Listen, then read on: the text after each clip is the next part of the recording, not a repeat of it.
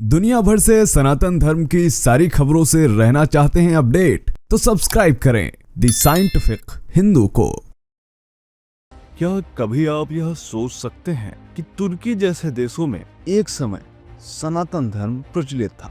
और यह बात सिर्फ मैं ग्रंथों के आधार पर नहीं कर रहा, न ही इतिहास के आधार पर, बल्कि तुर्की में तमाम ऐसे सबूत मिले हैं, ऐसे प्रमाण मिले हैं जो कि यह बताते हैं कि एक समय पहले तुर्की सनातन धर्म ही मानता था। क्या आप उस गणेश मूर्ति के बारे में जानते हैं जो कि तुर्की में मिली? क्या कभी आप उस रुद्राक्ष मनके के बारे में जानते हैं जो तुर्की में मिला? क्या है उस नरसिंह मूर्ति का रहस्य जिसे माना जाता है कि ये तुर्की में मिली? जी हाँ, आज हम संक्षेप में कुछ प्रमाणों की बात करने वाले हैं, जहां हम जानेंगे कि आखिर तुर्की में सनातन धर्म के पुरातात्विक प्रमाण क्या है। जी हाँ, सिर्फ पुरातात्विक, और वो भी संक्षेप में। तो चलिए शुरू करते हैं आज का यह वीडियो। यह वीडियो बहुत महत्वपूर्ण होने वाला है, वीडियो को इसलिए पूरा देखिएगा, और चैनल पर नए हैं तो चैनल को सब्सक्राइब जरूर करिएगा और कमेंट में हर हर महादेव लिखिएगा, अच्छा लगता है। चलिए अब पहले सबूत के बारे में बात करते हैं। ये काफी ठोस सबूत है और ये है बोघाज़कोय का शिलालेख। जी हाँ, एक जगह है हत्तुसास, तुर्की के मध्य हिस्से में। तुर्की में अंकारा से करीब 150 किलोमीटर दूरी पर बहुचर्चित ये हित्ती सभ्यता की कभी राजधानी हुआ करती थी। 1600 से 1200 ईसा पूर्व तक तुर्की में यही सभ्यता थी। हित्ती वह सभ्यता थी जो मिट्टी की तख्तियों पर अपनी बातें लिखते थे। यूं कहें कि आज के तुर्कियों के पूर्वज थे वे। 1906 से 1907 में पुरातत्वविद हांगो विंकलर ने यहाँ खुदाई की और 10,000 से ज्यादा मिट्टी की तख्तियां उनको मिलती। ये तख्तियां क्यूनिफॉर्म लिपि में थी जो हित्ती और अक्कादियन भाषा में लिखी थी। इन्हीं में से कुछ तख्तियां ऐसी थी जो कि सीधे तौर पर सनातन धर्म से संबंध रखती थी, जिनके बारे में जब पता चला तो खुद पुरातत्वविद भी हैरान रह गए। दरअसल एक तख्ती ऐसी मिली जिसमें हित्ती राजा सुपली लियुमा और मिट्टानी राजा सतीवाजा के बीच में संधि की बात करती। मिट्टानी जो सभ्यता थी, यहाँ पर जिस मिट्टानी राजा का नाम आ रहा है वो उत्तरी सीरिया और तुर्की के करीब थे, और इस संधि को पक्का करने के लिए कुछ देवताओं को गवाह बनाया गया और वो सीधे तौर पर सनातन धर्म से संबंधित है। जी हाँ, नो इफ नो डाउट, सीधे सनातन धर्म से। कैसे जानते हैं? ये देवता कौन कौन से थे? ये देवता थे मित्र, वरुण, इंद्र और नासत, जिनको अश्विनी कुमार भी कहते हैं। इन देवताओं का वर्णन ऋग्वेद में है और देवता वैदिक काल में इनका क्या महत्व था हम सभी जानते हैं। पहला, तख्ती में इस मित्र शब्द को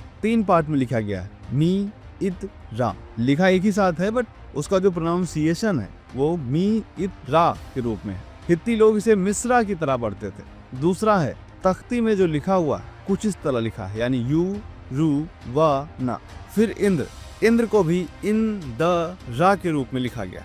नासत्य को भी न सा अत ती या लिखा गया है। ये तख्ती आज भी इस्तांबुल के पुरातत्व संग्रहालय में रखी हुई है। 1915 में ही चेक पुरातत्वविद बेड्रिज होजनी ने इसे डिकोड किया। इसका वर्णन उन्होंने अपनी किताब डाई स्प्रेच द हेथर में भी किया हुआ। वो बताते हैं किस तरह ये शब्द, ये नाम इंडो यूरोपियन भाषा से आए। तुर्की में एक समय वैदिक सभ्यता थी, ये बात कहते हैं बेड्रिज होजनी।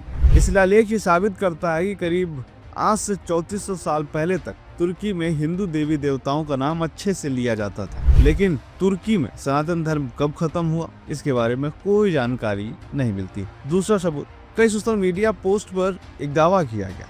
वो दावा था नरसिंह मूर्ति का, जो मिली तुर्की में। और ये मिली कहाँ? तुर्की में एक जगह है जिसका नाम है गोबेकली टेपे। ये जगह 12,000 साल पुरानी मानी जाती है। यहाँ 1994 में पुरातत्वविद क्लाउड सिम्स खुदाई करते हैं और उन्हें टी के आकार के पत्थर मिलते हैं जो 5-6 मीटर ऊंचे हैं। और यहाँ पर कई ऐसी मूर्तियां निकलती हैं जो काफी हैरान कर देने वाली थी। यहाँ पर गोबेकली में भगवान नरसिंह जैसी दिखने वाली एक आकृति मिली। पिलर नंबर 18 पर यह नक्काशी आज भी देखने को मिलती है। 1998 में यह खोदी गई थी और इसे लोगों ने भगवान नरसिंह बताया। इसके अलावा पिलर 43 पर हमें हनुमान जी जैसी दिखने वाली एक आकृति मिलती है जो करीब 50 सेंटीमीटर की है। इसके अलावा पिलर नंबर 12 पर नागों की नक्काशी भी देखने को मिली। इसके अलावा कई ऐसी और भी नक्काशियां मिली जिस पर स्वास्तिक जैसा चिन्ह देखने को मिला था। इसके बारे में एक फेमस स्कॉलर डेविड फ्रॉली अपनी किताब the Rigveda and the history of India में लिखते हैं कि ये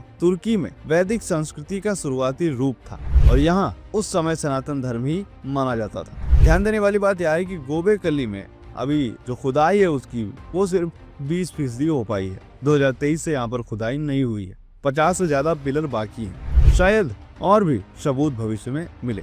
चलिए अब तीसरे सबूत पर आते हैं। हथुताश में कुछ वैदिक ग्रंथ मिलते हैं। जी हाँ, वैदिक ग्रंथ। पहला था एक तख्ती में हवि शब्द का वर्णन आता है, जिसे हिंदू धर्म में हवन में दी जाने वाली सामग्री कहा जाता है। फिर अग्नि का वर्णन है, इसको भी आप इस्तांबुल म्यूजियम में देख सकते हैं। इसके अलावा एक ग्रंथ है जहाँ बलि रस्म का जिक्र मिलता है और यहाँ पर सीधे तौर पर इस ग्रंथ में यज्ञ का उल्लेख मिलता है। फ्रेडरिक कॉर्नियस ने इसको जब डिकोड किया तो उन्होंने अपनी पुस्तक हित्ती रिलीजन में लिखा है कि ये शब्द इंडो यूरोपियन मूल के हैं और ये भारत और तुर्की में उस समय एक साथ हित्ती लोग वैदिक लोगों से जुड़े हुए थे। फ्रेडरिक कॉर्नियस लिखते हैं कि तुर्की में एक समय वैदिक संस्कृति जरूर थी।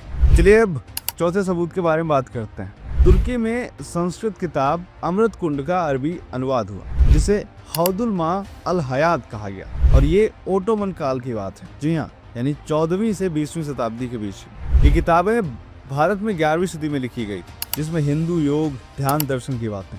1500 के पास लिखी गई एक किताब सुलेमानिया लाइब्रेरी में, जहाँ तुर्की में ही है, लेकिन इसमें प्राणायाम और आसन और योग के तरीके। यानी आज के समय में जब तुर्की में इंडियन सीरियल्स को ब्लर करके दिखाया जाता है, उस समय वहाँ योग, प्राणायाम, आसन फॉलो किए जाते थे। फ्रांसिस रिचर्ड की किताब सूफी मिस्टिकिज्म एंड इंडियन फिलोसफी में लिखा है कि यह अनुवाद भारत और तुर्की के बीच दार्शनिक रिश्ते को दिखाता है। वो लिखते हैं कि किस तरह तुर्की में एक समय सनातन धर्म का काफी ज्यादा इन्फ्लुएंस था, हालांकि अब धीरे धीरे कट्टरता के साथ ये चीजें कम होती जा रही। अब पांचवें सबूत की बात करते हैं। तुर्की में खुदाई में कुछ भारतीय चीजें मिली। पहली, गणेश मूर्ति। इस्तांबुल के पास एक रोमन साइट में मिट्टी की मूर्ति मिली जो भगवान गणेश से मिलती। 1920 में यह खोजी गई थी।